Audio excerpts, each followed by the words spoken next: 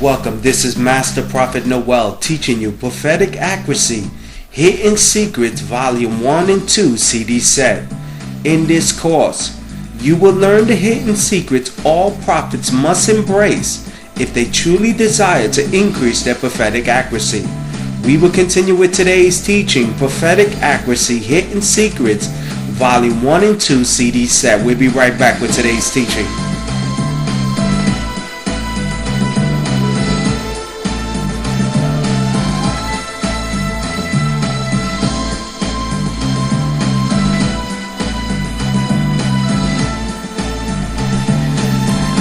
Now, come closer and let me reveal a hidden secret to you that has changed my life. The gift of prophecy can make you rich and place you in front of kings. The gift of prophecy you have inside can bring you the wealth and the material lifestyle you and your loved ones could only dream of. The gift of prophecy can empower you to walk away from your 9-to-5 job you so eagerly hate and move you closer to your faith, your family, and the financial freedom you so eagerly desire. The gift of prophecy is the answer, the solution to the wealth you diligently seek every morning when your alarm clock wakes you up. The moment the Lord revealed the hidden secret that lies inside of me and the powerful truth of its ability to give me the financial freedom 3 generations of family members could not achieve, was the moment I began to stir the gift of prophecy to increase my prophetic accuracy. Now the great prophet Daniel used his gift of prophecy to reveal the secrets of King Nebuchadnezzar's dream that brought him great wealth. In Daniel chapter 2 verse 46 to 48, then King Nebuchadnezzar fell prostrate before Daniel and paid honor and ordered that offerings and incense be presented to him. The king said to Daniel, "Surely your God is God of gods and Lord of kings and a revealer of mysteries, for you were able to reveal this mystery."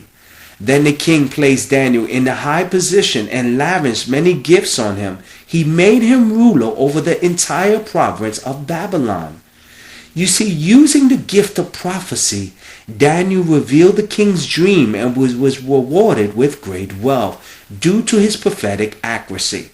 Now listen to a prophetic word I gave to this caller that was so accurate that he was so impressed with my word that he joined my school of the prophets and became a graduate. Listen closely to this prophetic word. What the prophet will say, Jesse, is that God is going to start moving you to make powerful decisions. This is going to be a year of decisions where it's going to be between you and God.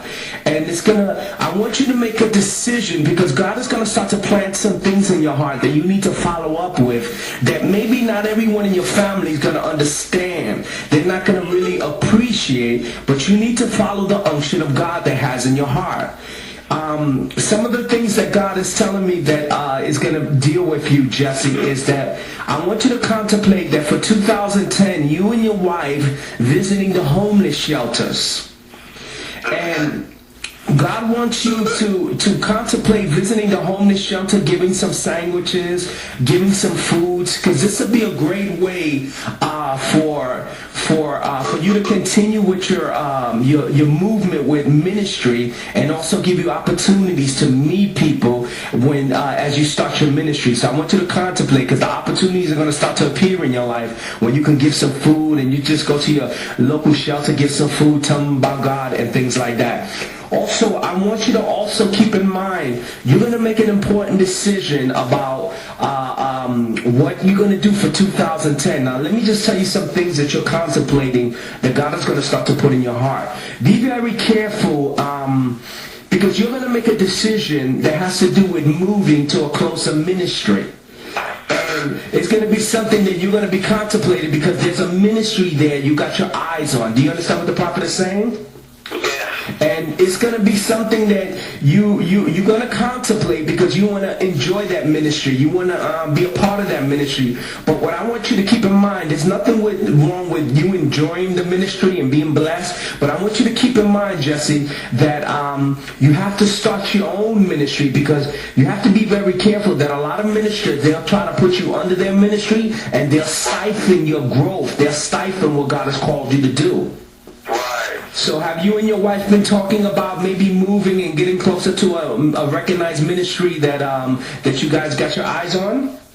Yes, we've been contemplating moving, and we were saying, we were going to fellowship, but we talked about that too. We would fellowship with other churches, but I remember what you said a while back, and we talked about, not getting too caught up. Yes. The ministry because of that same thing. Yeah, because what happens, Jesse, this is what happens. When ministers see your giftedness, when they see your potential, what they'll do is they'll bring you into their ministry and they'll siphon your growth. They'll stagnate the gifts and your abilities. And I've seen this happen to many, many people. That's why I try to tell people that you can enjoy other people's ministries, but you have to grow. You have to start your own. Because I got a guy. Let me give you an example. I got a guy named Danny that started with me when I first started my ministry.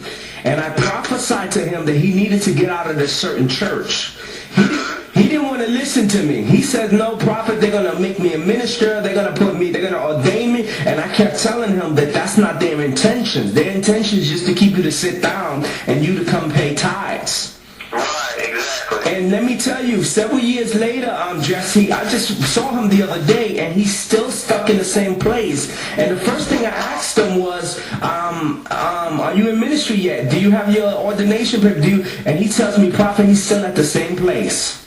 Wow. And we don't want that for you. We want you to take over the world, you and your wife, and we want you guys to make some decisions. Now, God is going to start to put in your heart, Jesse, 1 year. God, you're going to start to see that God is going to make a commitment to you that he's asking 1 year from you, Jesse, 1 year.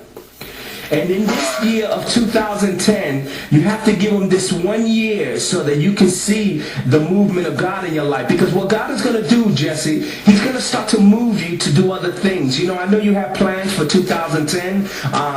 You were thinking about law school. But God keeps saying 1 year. Give him 1 year. Because in this 1 year, Jesse, he's going to move you in so many directions. And it's going to show you that your dependency is not in money or physical opportunities, and your dependency is going to be on God. He's going to move you in this 1 year in 2010. You're going to go with your wife. You're going forward. You're going to continue to work, and then God is going to start to cause new events that are going to start to appear in your life, and it's all going to be in the promise of 1 year. Wow. And Jesse, I want you to also keep in mind, I want you to continue to look for your angels. Your angels are gonna, as I was praying for you, your angels keep dealing with me that you need to continue to connect. You need to continue to connect because you're desiring them and they're desiring you, and you need to continue to learn. You need to continue to grow because you're gonna operate your ministry, and you're gonna be like a crossing over, like a Van Prague, and you want to continue to connect with your angels and be sensitive so that when you're standing in front of people, you can operate in that gift. You have any questions for the prophet? Wow, that's accurate. It's funny you mentioned the thing about the homeless shelter because I had to go for work purposes. I had to go and deliver food to the homeless shelter 3 or 4 times in 1 week. The battered women's shelter. Beautiful. During the Thanksgiving holidays, and me and the owner got to talking, and I got to meet some of the people. So beautiful. About the moving situation, that's so true because my wife and I were getting ready to move to Atlanta. Yeah.